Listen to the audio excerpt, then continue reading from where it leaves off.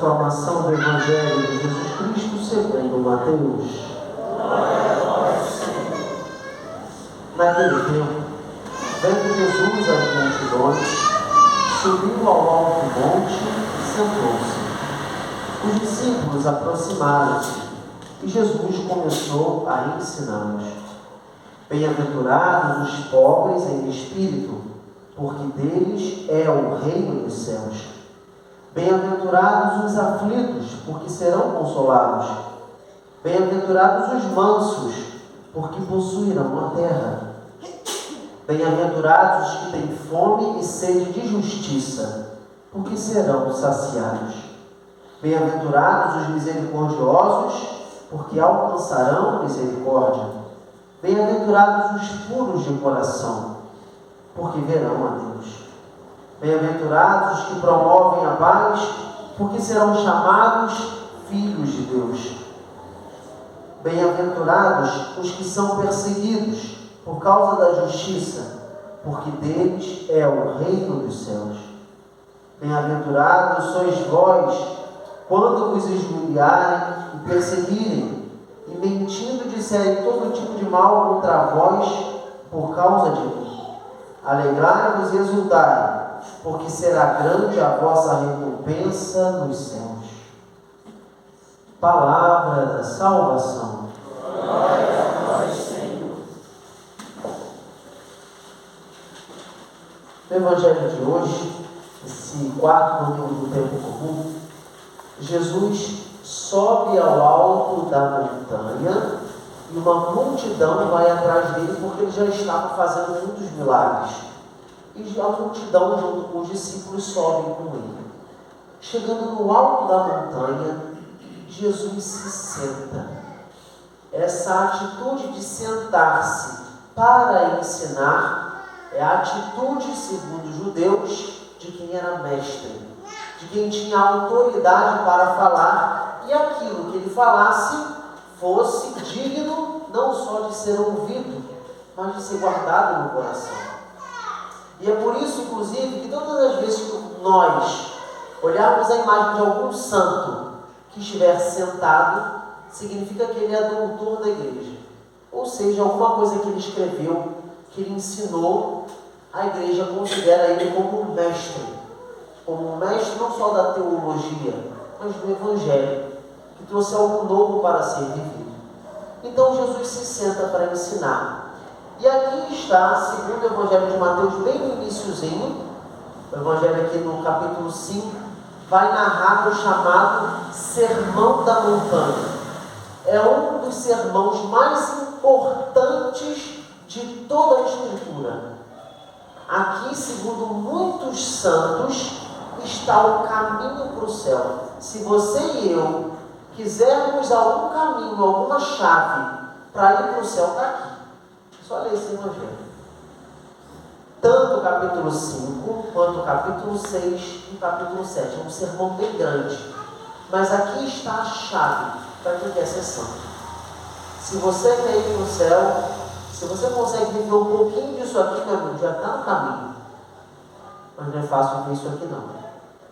E diante de todas essas bem-aventuranças, de todos esses caminhos, hoje a liturgia, ela se resume em um deles, o primeiro. Vocês prestaram atenção qual foi a primeira bem-aventurança que Jesus fala? Bem-aventurados os... Vou dar uma dica. Está no Salmo. Bem-aventurados os pobres em espírito, porque deles será o reino dos céus? Não. É o reino dos céus. Isso tem que chamar a nossa atenção. Porque todas as bem-aventuranças, tirando a primeira e a penúltima, será dado alguma coisa. Será dado o consolo, será dado a recompensa, será dada a felicidade. Porém, para os pobres em espírito, já foi recebida a sua recompensa. Qual é a recompensa de quem é pobre em espírito? O reino dos céus. O que é o reino dos céus?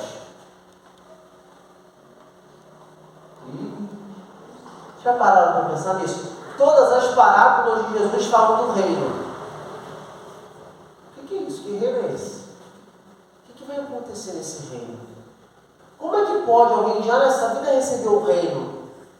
O reino de Jesus é desse mundo? Não, é o lá de cima. Como? O que acontece aqui dentro para quem é pobre de espírito que já recebe essa recompensa? Guardem uma coisa no coração. Todo o ensinamento de Jesus, tudo, se a gente pudesse resumir em uma frase, o que eu vim fazer nesse mundo é reestabelecer a comunhão entre o coração do homem e o coração do Pai. Tudo que Jesus ensina é para unir a minha vida, a tua vida com a vida de Deus. Jesus, como diz a carta aos Hebreus, é o pontífice entre o céu e a terra. Quem está com Jesus está com o Pai. Quem se une a Jesus de forma muito particular na Eucaristia, na palavra, está unido com o Pai. O que é o céu, meus queridos irmãos e irmãs? Se a gente falecesse e fosse para o céu, como a gente tem rezado hoje de forma particular pela Dona Virgínia, o que ela já está contemplando, ou a gente reza para que ela esteja já contemplando? O que é que ela recebe? A comunhão com o Pai, com o Filho, com o Espírito Santo. Outra pergunta que a gente poderia se fazer: o que é uma pessoa pobre em espírito? Será que é uma pessoa que não tem dinheiro? Será que é uma pessoa que vive na rua? Será que é uma pessoa que é humilde na comunidade? Será que é uma pessoa que tem uma casa bonita, ela é pobre, pode ser pobre em espírito? Será que veste uma camisa mais bonitinha, quem tem um carro melhor, quem tem um emprego bom, pode ser pobre em espírito? O que é pobreza em espírito? Cuidado, hein? Em muitos lugares por aí, tem padre e pastor dizendo que a pobreza espiritual é financeira. E não é. Eu posso provar uma pessoa que tem, ainda que seja somente uma casa como a minha avó, que veio do Nordeste, tinha, e era apegada a esse único bem que ela tinha, ela nesse sentido não era pobre. Ela era apegada. Ela tinha um coração preso ao único bem que ela tinha nesse mundo. Claro que eu não estou fazendo juízo dela. Estou dando um exemplo de que toda pessoa pode ser pobre em espírito.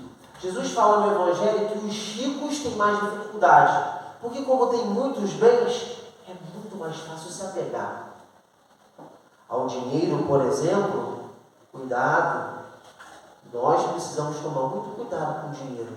Jesus dá um exemplo de que ou o nosso coração está com o dinheiro, ou está com Deus. O dinheiro é um dos maiores males. É muito fácil a gente se apegar. Final do ano a gente fica doido na mega da virada. Ah, se eu ganhasse. Ah, se isso. A gente gasta uma grana para poder tentar ganhar algo. A gente vai passar às vezes a vida sem ganhar. E aquilo que é essencial, a gente deixa passar. Guardem uma coisa do Evangelho de hoje. Pobre em espírito é aquele que é capaz de abrir mão de tudo o que tem em vista do maior tesouro desse mundo, que é Deus. Quem for capaz de abrir mão de tudo o que tem, receberá, segundo Jesus Cristo, do Evangelho, 100 vezes mais nessa vida. Quem for capaz de abrir mão de pai, mãe, filho, quem for capaz de abrir mão de bens, casas, terrenos, poupança, investimento, como é comum hoje, quem for capaz de conseguir abrir mão aqui dentro, quem for capaz de perder e não se preocupar, mas se abandonar na providência de Deus, esse já tem o reino. Esse já tem a vitória. Esse já tem Deus em si. Meus queridos irmãos e irmãs, não permitemos que o nosso coração se apegue àquilo que não é essencial para a nossa vida com Deus. Quantas vezes a gente se apega a pequenas coisas? Vou contar uma história para vocês muito triste que eu ouvi essa semana que me chamou muita atenção. Em certa cidade, numa certa tragédia que a cidade teve, uma paróquia, ela tinha um gerador de energia. E diante dessa tragédia, todo aquele bairro perdeu a energia. E a igreja tinha um gerador. Ou seja, a igreja podia oferecer para a comunidade algum tipo de ajuda. O padre estava tão apegado à sua novela que via, que ele era capaz de deixar a comunidade sem luz, mas não era capaz de abrir mão da sua novela. Olha que loucura que chegou ao ponto do coração humano. História verídica, viu? Isso não está longe de nós, porque a gente pode se apegar a pequenas coisas que a gente deixa de ajudar o outro. Olha que o padre rezou na oração da coleta. Quando eu falei para a gente colocar o nosso coração no altar, você prestaram atenção na oração da coleta que o padre fez? Senhor, que nós possamos amar ao próximo e a Ti sobre todas as coisas. Só que para amar o próximo, a gente tem que se desapegar do amor próprio. Como é que Jesus nos amou? Vocês se lembram? Amor de cruz. É que a cruz está virada, né? Vou virar um pouquinho para cá para vocês. Aqui ele está com um paninho branco, não está? Para tapar as partes. Mas na realidade ele não estava. Ele estava nu. Ele foi despido de toda a honra, até da dignidade desse mundo. Por amor. Por amor a mim e a você. Por amor ao Pai. Mas Ele nos chama também a ser pobre como Ele. Desapegado desse mundo. Desapegado das honras, das glórias, do dinheiro, do conforto. Foi nada confortável a cruz. Mas por amor Ele passou. E não se esqueçam de algo que o Evangelho fala que eu achei muito interessante. A bem-aventurança que já faz o coração humano possuir o reino dos céus é ser pobre em espírito. Mas tem uma outra. Vocês prestaram atenção? Todas as outras, a bem-aventurança nos dará uma coisa. Seremos consolados. Alcançaremos misericórdia. Alcançaremos. Mas tem uma outra bem-aventurança que já também nos dá o reino dos céus. Vocês prestaram atenção? Bem-aventurados os que são perseguidos por causa da justiça, porque deles é o reino dos céus. Quem é pobre em espírito, quem está num caminho de despojamento de si, de vida de santidade, de vida de oração, de entrega, vai ser perseguido. Jesus promete perseguição aos seus discípulos. A pergunta que a gente tem que se fazer é: ao que estamos dispostos por amor a Deus? O que a gente é capaz de fazer por amor a Ele é a salvação daqueles que Jesus colocou na nossa mão para a gente salvar, para a gente testemunhar o Evangelho. Essa é a pergunta que a gente sempre tem que se fazer. O que eu tenho feito para despojar o meu coração dos bens desse mundo? E será que eu sou capaz de suportar a perseguição por causa do reino de Deus? Meus queridos, a perseguição, ela faz parte da nossa purificação. Vocês sabem o porquê? E finalizo aqui. Sei que homilia grande, eu sempre reclamei isso com os padres. Então vou finalizar aqui a nossa meditação. Por que quem é perseguido já tem o reino dos céus? Porque quem for perseguido, ou seja, quem Satanás for atrás, é porque essa pessoa carrega a cruz. O inimigo só vai fazer mal para quem está no caminho de santidade.